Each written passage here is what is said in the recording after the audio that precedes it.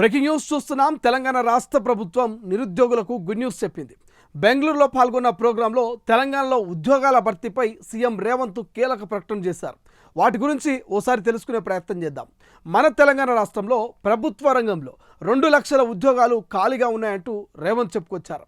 కేసీఆర్ ఆ సమస్యను పరిష్కరించలేదని, అందుకే తాను పీసీసీ చీఫ్గా ఉన్నప్పుడు ప్రతి నియోజకవర్గంలో పర్యటించి పాదయాత్ర చేశానని, యువత సమస్యను వాళ్ళ ఆవేదనను అర్థం చేసుకున్నట్టు ముఖ్యమంత్రి చెప్పుకొచ్చారు.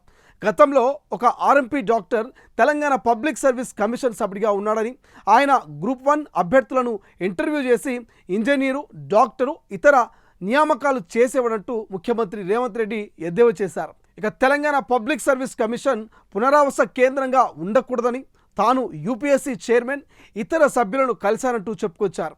యూపీఎస్సీ ఎలా పనిచేస్తుందో తెలుసుకున్నామని, ఎటువంటి వివాదాలు లేకుండా నియామక ప్రక్రియ చేపడుతున్నామని, ఇక 15 నెలల్లో కాంగ్రెస్ ప్రభుత్వం 67,760 ఉద్యోగాలు ఇచ్చిందని, ఇది దేశంలోనే అత్యధికమంటూ చెప్పుకొచ్చారు.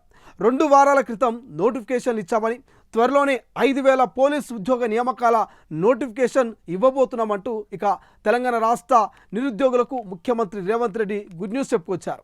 తెలంగాణలో భారీ స్థాయిలో కానిస్టేబుల్, ఎస్ఐ పోస్టుల భర్తీకి పోలీస్ శాఖ సన్నాహాలు చేస్తోంది.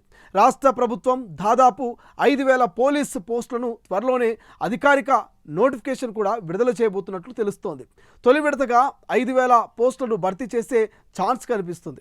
ఇక civil, armed reserved constables, sub ఇన్స్పెక్టర్లను ఈ దఫాలో భర్తీ చేయాలనేది రాష్ట్ర ప్రభుత్వ ఆలోచనగా తెలుస్తోంది. ఇక పోలీస్ శాఖ రాష్ట్ర ఆర్థిక శాఖకు ప్రతిపాదనలు పంపింది. అక్కడ నుండి క్లియరెన్స్ రాగానే నోటిఫికేషన్ వెలువడే అవకాశం క్లియర్గా కనిపిస్తుంది. కానిస్టేబుల్ పోస్టులకు ఇంటర్మీడియట్, ఎస్ఐ పోస్టులకు ఏదైనా డిగ్రీ ఉత్తీర్ణులై ఉండాలి. అభ్యర్థులు సాధారణంగా 18 నుంచి 27 సంవత్సరాల మధ్య వయసులో ఉండాల్సి ఉంటుంది. ఇక రిజర్వేషన్ల ఆధారంగా వయోపరిమితి సడలింపు కూడా ఉంటుంది. నిర్దిష్టమైన ఎత్తు, శారీరక సామర్థ్య పరీక్షలు కూడా ఉంటాయి.